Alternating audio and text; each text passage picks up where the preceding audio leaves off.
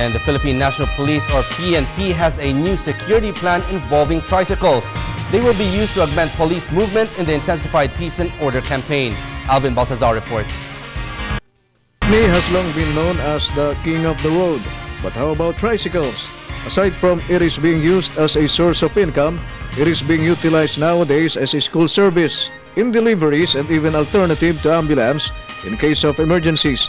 But the Philippine National Police has other plans and sees other possible benefits which they may get out of tricycles.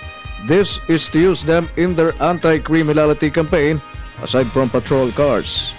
Pero importante dito, ang tinitingnan natin dito na maganda is may ganitong plano at may mga ganitong pag-aaral at pag ito'y natuloy, it would be good para sa Philippine National Police. In case the plan pushes through, this is how police tricycles look like. Not exactly the same with other patrol trikes in other countries, but still not left behind when it comes to style. One advantage being considered by the PNP leadership in acquiring tricycles to be used in their patrol operation, its fuel efficiency. Ang dito, malaking may tutulong nito in terms of yung police presence sa mga areas natin.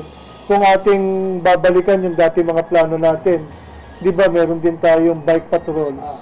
Ito bagay din sa mga lugar na imbis naglalakad ka, mas magandang nagbabike. Mas malaki mako-cover mo, and secondly, makakatipid sa gasolina.